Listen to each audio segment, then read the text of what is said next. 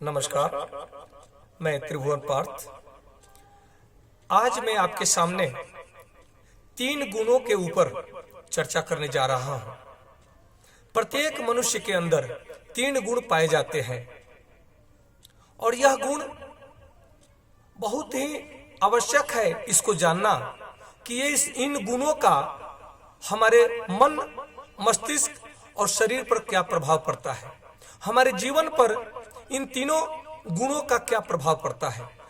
यह बहुत आवश्यक तत्व है, इसको जानना जरूरी है।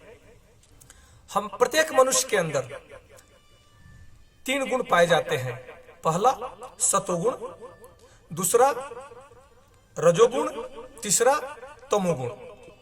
जिस व्यक्ति के अंदर सतोगुण डेवलप होता है, जो सतोगुण प्रभावी होता है जिस व्यक्ति के ऊपर, उस व्यक्ति का मन शुद्ध भोजन, सात्विक विचार, सात्विक व्यवहार, सात्विक कर्म की ओर अग्रसर होता है। उस व्यक्ति का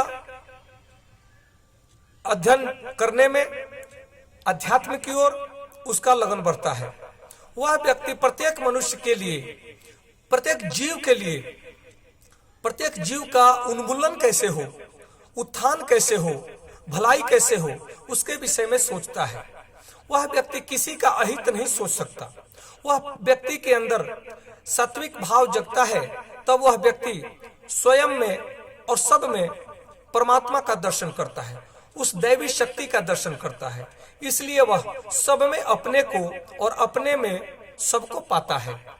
यह सतोगुण प्रभाव होता है।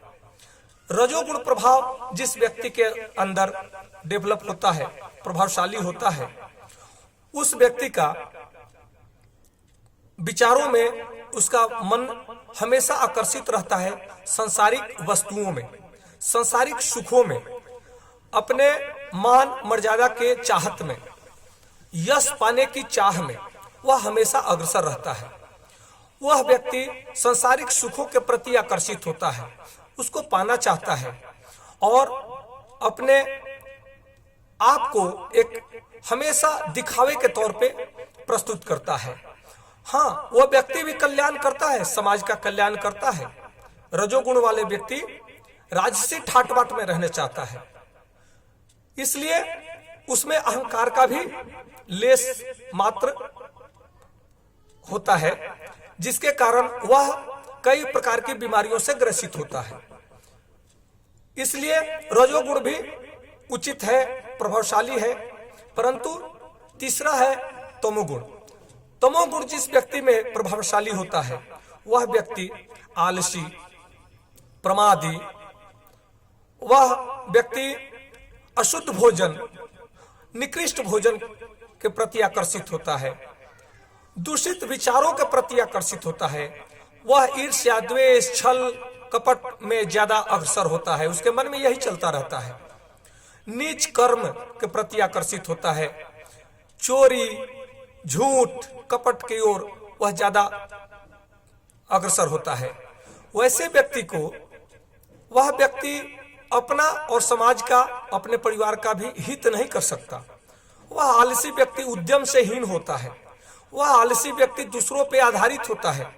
वह आलसी व्यक्ति किसी की चोरी करके प्राप्त करना चाहता है, किसी का छीन लेने का प्रयास करता है, क्योंकि उसके पास न कुछ उद्यम करने का कोई विचार है, न कोई मन में ऐसी प्रवृत्ति है। वह व्यक्ति समाज के लिए बहुत घातक होता है और उसी को निश्चिचर कहा गया है। उस व्यक्ति, वह मनुष्य के शरीर में रहते हुए निश्चिचर का जीवन जीता है। कहा जाता है, वेद शास्त्रों में हमें ऋषि मुनियों ने बताया है कि प्रत्येक मनुष्य इन तीनों गुणों में अपने आप को परिवर्तित कर सकता है। तमोगुणी व्यक्ति किसी अच्छे व्यक्ति के संगत में वह अपने तमोगुण से रजोगुण की ओर अग्रसर हो सकता है। रजोगुणी व्यक्ति अपने कर्म के श्रेष्ठता और श्रेष्ठ संगत में, श्रेष्ठ मनोभाव से वह सतोगुण की ओर अग्रसर हो सकता है। अब हमें यह सोचना है कि हम क्या है, मैं कौन हूं, मैं क्या कर रहा हूं, मेरा जन्म का अर्थ क्या है, मेरे जीवन का अर्थ क्या है। केवल भोजन करना, सोना और फिर अपने प्रतिदिन एक एक दिन को काटना, यह जीवन नहीं है। आपका जीवन अनमोल है।